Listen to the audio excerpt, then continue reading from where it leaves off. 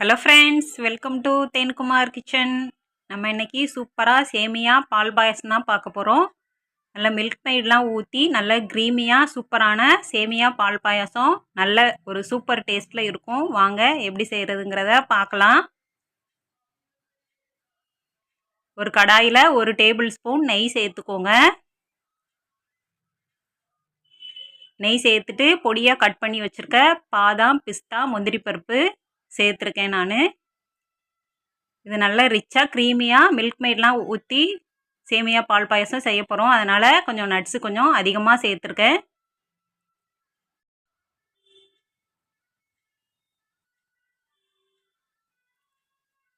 முந்திரி பாதாம்லாம் நல்லா வறுபட்டுருச்சு. இதை தனியாக எடுத்து வச்சுக்கலாம். நம்ம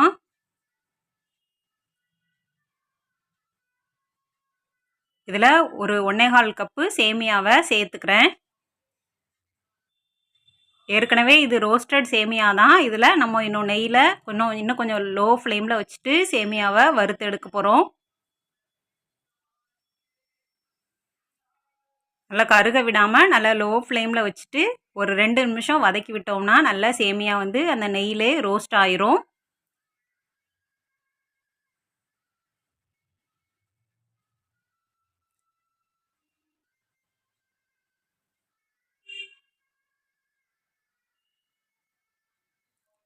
நல்லா ஓரளவு நல்லா ரோஸ்ட் பண்ணிட்டோம்.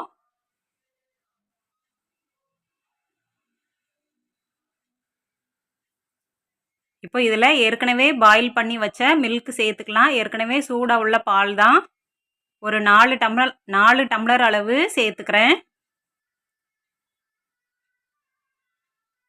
சேமியாவும் ஏற்கனவே வறுத்துருக்கோம். பாலும் கொதிக்க வச்ச பால்னால நம்ம ரெண்டையும் கலந்துட்டு ஒரு 10 நிமிஷம் வச்சோம்னாலே பாயசத்துக்கு ரெடி ஆயிரும்.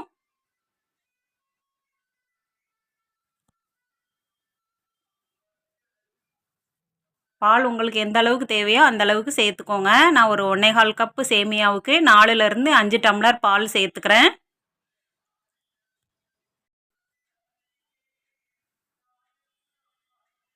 நல்லா பால் சேர்த்துட்டு கொதிக்க வச்சோன்னா நல்ல க்ரீமியாக இந்த பாயசம் நம்மளுக்கு சூப்பராகவே கிடைக்கும். நல்லா கலந்து விட்டுட்டு நல்லா லோ ஃப்ளேமில் வச்சுட்டு ஒரு 10 நிமிஷம் நம்ம கொதிக்க வச்சோம்னா போதும். நல்ல பாயசம் நம்மளுக்கு திக்காக கிடச்சிரும்.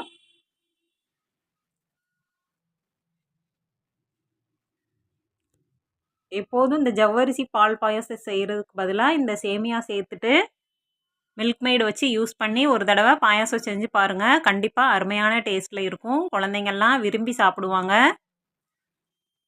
இது ஒரு தடவை செஞ்சிங்கன்னா கண்டிப்பாக திரும்ப செய்வீங்க. அந்தளவுக்கு நல்ல ஒரு டேஸ்ட்டில் சூப்பராகவே இருக்கும். சேமியா ஓரளவு நல்லா சூப்பராகவே குக் ஆயிடுச்சு.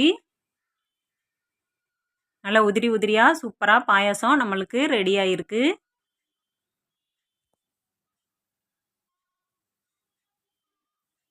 இதில் நான் ஒரு 1/4 கப் அளவு மில்க் மெய்டு சேர்த்துக்கிறேன். ஒரு 75 கிராம் இருக்கும் இந்த மில்க் மெய்டு. பாதி அளவு நம்ம சர்க்கரை சேர்த்துக்கலாம்.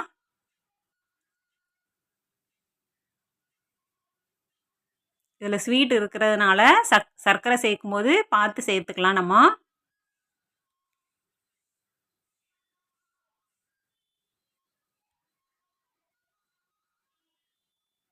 இதோட பொடிச்சு வச்ச ஏலக்காவையும் சேர்த்துக்கோங்க. இதில் 1/4 கப் அளவு சர்க்கரை சேர்த்துக்கிறேன். ஒரு 75 கிராம் அளவு இருக்கும். நல்லா கலந்து விட்டுட்டு ஒரு 5 நிமிஷம் அடுப்பில் வச்சுருந்தோன்னா நமக்கு சேமியா பால் பாயசம் சூப்பராகவே ரெடி ஆயிரும். அந்த சர்க்கரைலாம் கரைஞ்சி சேமியாவோடு சேர்ந்து மிக்ஸ் ஆகி வரணும்.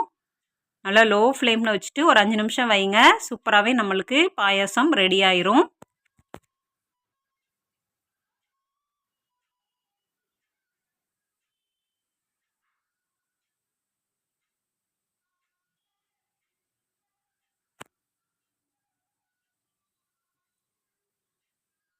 நல்லா அப்பப்போ கலந்து விட்டுக்கோங்க. லோ ஃப்ளேமில் வச்சுட்டு குக் பண்ணுங்கள். 10 நிமிஷத்தில் நம்ம சூப்பராக ரிச்சாக க்ரீமியாக உள்ள சேமியா பால் பாயசம் சூப்பராகவே ரெடி பண்ணிடலாம். கண்டிப்பாக குழந்தைங்களுக்கு ரொம்பவே பிடிக்கும். இதே மெத்தடில் செஞ்சு பாருங்கள். நம்ம வறுத்து வச்ச பாதாம் பிஸ்தா முந்திரியை இதோட சேர்த்து கலந்து சூடாக பரிமாறிடலாம். நல்ல அருமையான சேமியா பால் பாயசம் நம்ம வீட்டிலையே சூப்பராகவே ரெடி பண்ணிட்டோம் பாருங்கள். 10 நிமிஷம் கூட ஆகாது. உங்கள் குழந்தைங்களுக்கு இதை செஞ்சு கொடுங்க, கண்டிப்பாக திரும்ப கேட்பாங்க. ஓகே ஃப்ரெண்ட்ஸ், என்னோடய வீடியோ பிடிச்சிருந்துச்சுன்னா லைக் பண்ணுங்கள் ஃப்ரெண்ட்ஸ். Okay friends, thank you.